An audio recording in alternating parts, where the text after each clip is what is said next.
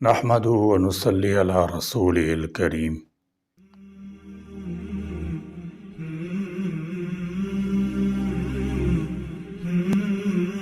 حضرت ام رومان کا پہلا نکاح عبداللہ ازدی سے ہوا تھا۔ عبداللہ کے انتقال کے بعد وہ سیدنا حضرت ابوبکر صدیق کے عقد میں آئیں۔ سیدنا حضرت ابوبکر صدیق رضی اللہ تعالی عنہ کے دو بچے تھے، عبد الرحمن اور عائشہ۔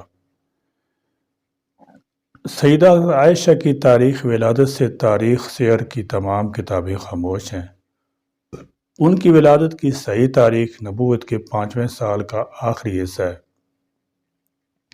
ام المومنین سیدہ حضرت عائشہ صدیقہ رضی اللہ تعالی عنہ، ہمدم سید المرسلین حضرت محمد مصطفیٰ صلی اللہ تعالی علیہ وسلم، جگر گوشہ خلیفۃ المسلمین، شمع کاشانہ نبوت، آفتاب رسالت کی کرن، گلستان نبوت کی مہک، مہر وفا اور صدق و صفا کی دلکش تصویر، خزینہ رسالت کا انمول ہیرا، جن کی شان میں قرآنی آیات نازل ہوئیں، جن کو تعلیمات نبی صلی اللہ تعالی علیہ وسلم پر عبور حاصل تھا، اور انہیں اپنی زندگی میں لسان رسالت سے جنت کی بشارت ملی، اور ان کا ازواج مطہرات میں ایک بلند اور قابل رشک مقام حاصل تھا، جو فقاہت، ثقافت، امانت، دیانت کے اعلیٰ معیار پر فائز تھیں۔ نام نامی عائشہ تھا، ان کا لقب صدیقہ تھا، ام المومنین ان کا خطاب تھا۔ نبی مکرم حضرت محمد مصطفیٰ صلی اللہ تعالی علیہ وسلم نے بنت صدیق سے بھی خطاب فرمایا ہے، اور کبھی کبھار حمیرہ سے بھی پکارا کرتے تھے۔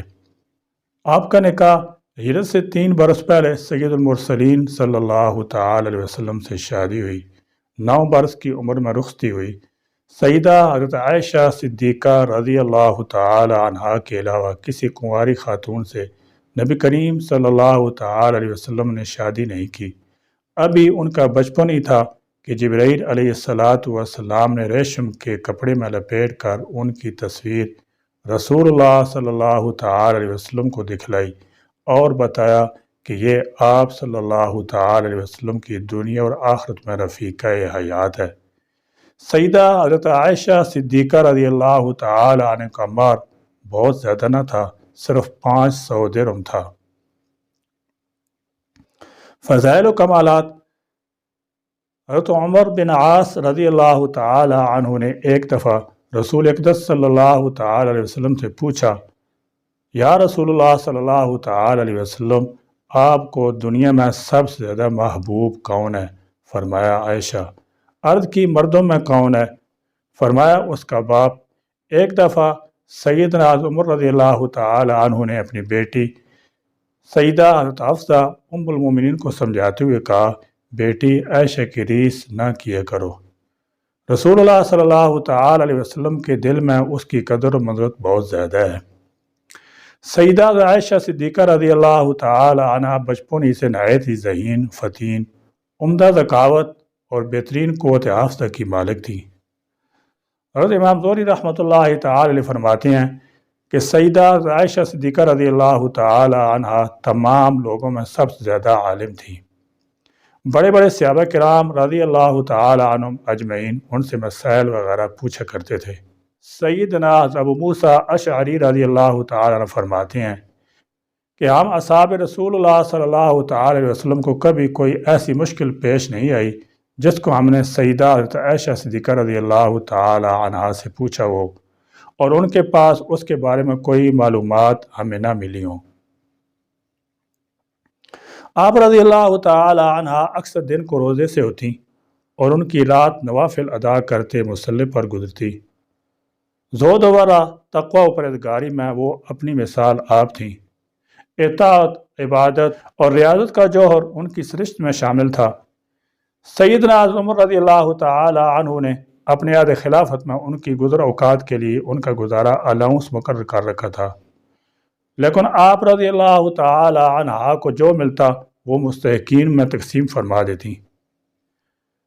رسول اللہ صلی اللہ تعالی علیہ وسلم فرمایا، مردوں میں بہت کامل مرد گزرے، لیکن عورتوں میں سے مریم بن عمران اور آسیہ زوجہ فرعون کے سوا کوئی کامل نہ ہوئی، اور عائشہ کو عورتوں پر اسی طرح فضیلت ہے جس طرح سرید کو تمام کھانوں پر۔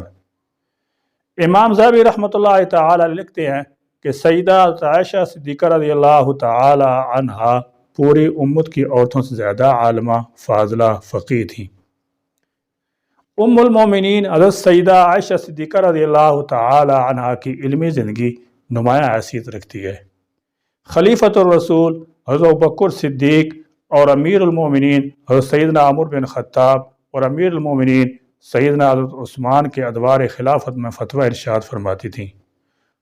ان سے 2210 احادیث مبارکہ مروی ہیں، جن میں سے 174 احادیث مقدسہ حضرت امام بخاری اور حضرت امام مسلم نے بیان کی ہیں۔ بعض لوگوں کا قول ہے کہ احکام شرعیہ میں سے 1/4 ان سے منقول ہیں۔ حضرت احنف بن قیس اور حضرت موسیٰ بن طلحہ کا قول ہے کہ ام المومنین سیدہ حضرت عائشہ صدیقہ رضی اللہ تعالی عنہا سے بڑھ کر کسی کو فصیح نہیں دیکھا۔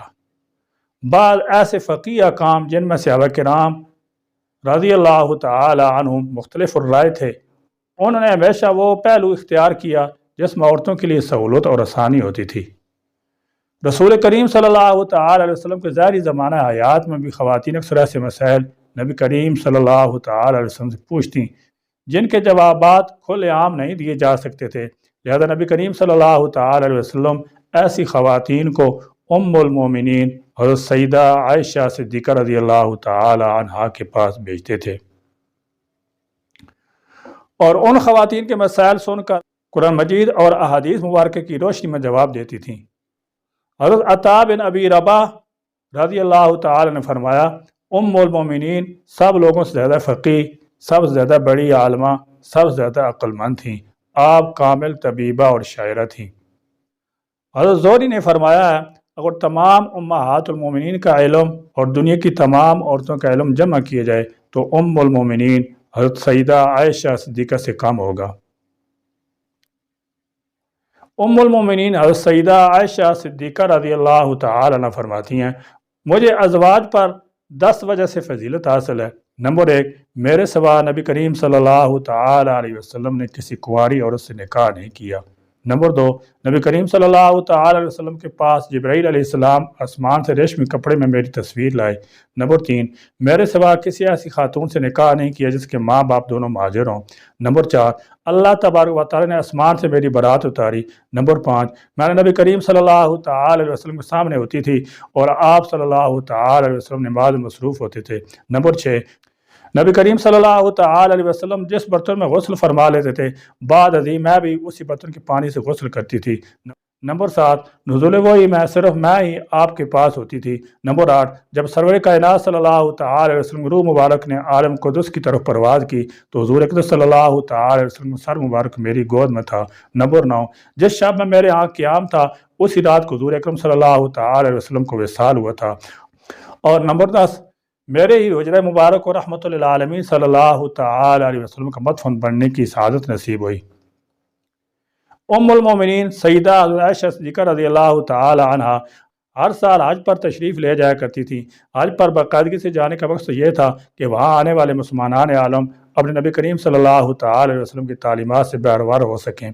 مسلمانوں کو یہ علم تھا کہ ام المومنین اور سیدہ عائشہ صدیقہ رضی اللہ تعالی عنہ علم و معرفت کا ایسا سمندر ہیں جس میں تعلیمات نبی صلی اللہ تعالی علیہ وسلم کی موتی بھرے پڑے ہیں، لہذا آج کے موقع پر ان کی رہائش گاہ طالبان علم و معرفت کا مرکز بن جایا کرتی تھی۔